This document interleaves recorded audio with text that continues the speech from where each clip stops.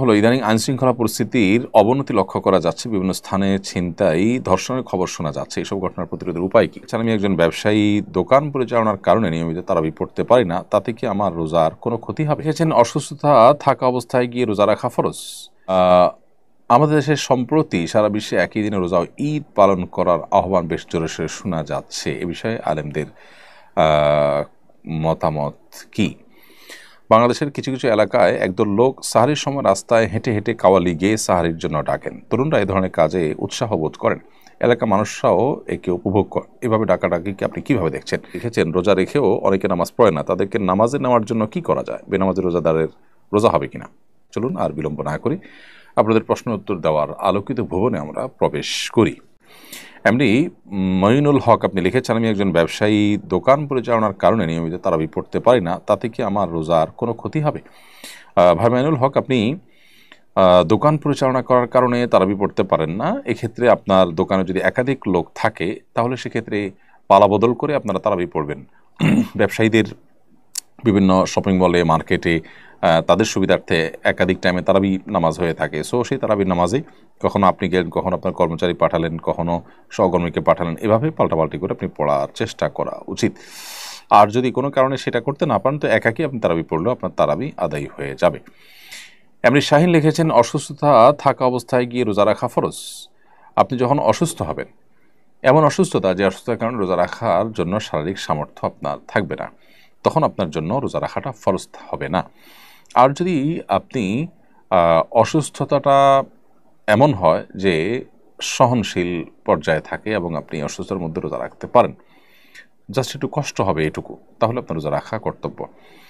যেই অসুস্থতার ফলে রোজা রাখতে গেলে আপনার মৃত্যু, অঙ্গহানি বা সীমাহীন কষ্ট হতে পারে, যেটা অসহ্য হয়ে যাবে আপনার, সে পর্যায়ে হলে তখন আপনি রোজা না রেখে রমজানের পরে এই দিনগুলোর পরিবর্তে রোজা রেখে দিতে পারবেন। রিফাত আহমদ আপনি লিখেছেন,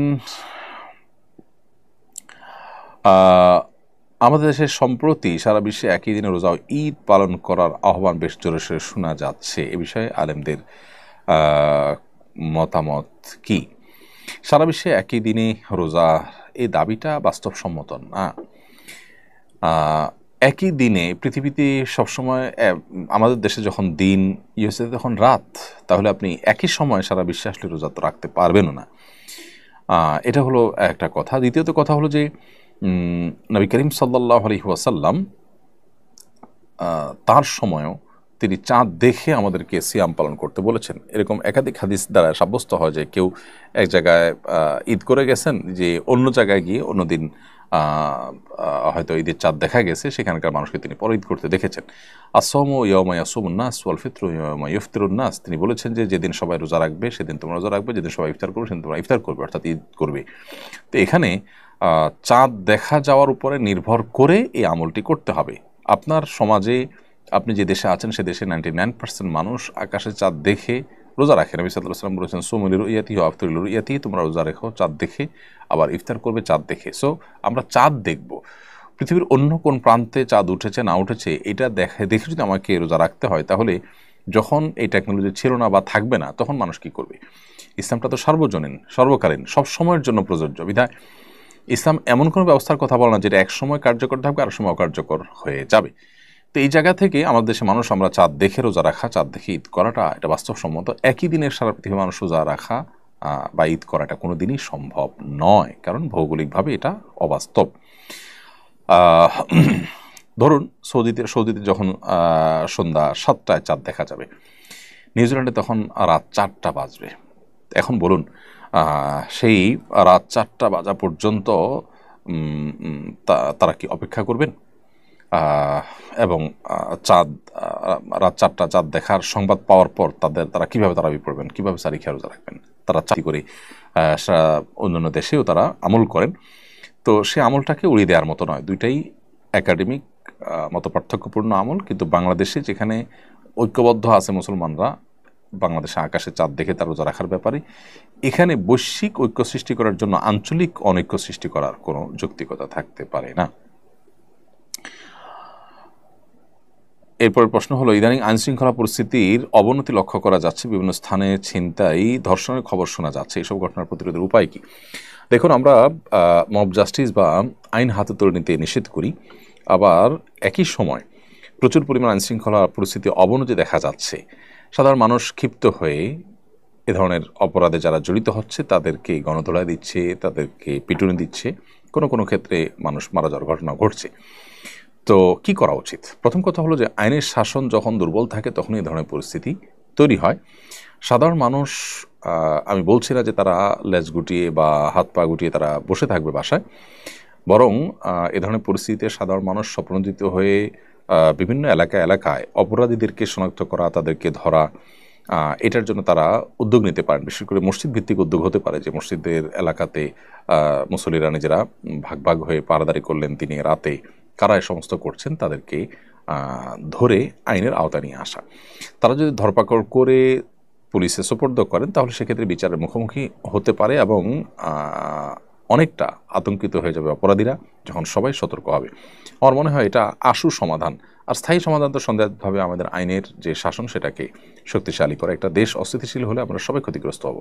সেই জায়গা থেকে আমাদের সবারই উচিত দায়িত্বশীল আচরণ করা। আর যদি আইন হাতে তুলে নেওয়ার মতো ঘটনা ঘটে তাহলে যেটা হবে যে আজকেই কোনো একটা পত্রিকা দেখলাম যে কোনো দম্পতি তারা কোনো একটা রিসোর্ট বা এরকম কিছু কুয়াকাটার দিকে সম্ভবত সেখান থেকে তারা বের হয়েছেন এবং তাদেরকে অবৈধ সম্পর্ককারী মনে করে গণপিটুনি দেওয়া হয়েছে। পরবর্তীতে জানা গেল তারা স্বামী স্ত্রী, তাদের কথাই তাদেরকে শুনতে দেওয়া হয়নি এবং তাদের কথা বিশ্বাস করা হয়নি। তো এইভাবেই সবাই যদি যার যার মতো করে বিচার করা শুরু করি আমরা, বা সবাই যদি আইন হাতে তুলে নিই, তাহলে সেক্ষেত্রে অনেক অনভিপ্রেত ঘটনা ঘটবে এবং বিশৃঙ্খল হবে। এই জন্য আইনশৃঙ্খলা পরিস্থিতির অবনতিতে আমরা এলাকায় পাহারাদারির ব্যবস্থা করতে পারি স্বপ্রণোদিত হয়ে। এতে আমরা সওয়াব লাভ করবো, আল্লাহর কাছে আজরের আশায় করলে আমরা আজর পাবো, বিনিময় পাবো ইনশাআল্লাহ। সেই সাথে এটার একটা আশু সমাধানের পথ হতে পারে। বাংলাদেশের কিছু কিছু এলাকায় একদল লোক সাহারির সময় রাস্তায় হেঁটে হেঁটে কাওয়ালি গেয়ে সাহারির জন্য ডাকেন। তরুণরা এই ধরনের কাজে উৎসাহ বোধ করেন, এলাকার মানুষরাও একে উপভোগ করেন। এভাবে ডাকাডাকিকে আপনি কিভাবে দেখছেন? যদি খালি গলায় কাওয়ালি গান, তার গানের কথার ভিতরে খারাপ কিছু না থাকে, তাহলে মৌলিকভাবে গাওয়া দোষের নয়।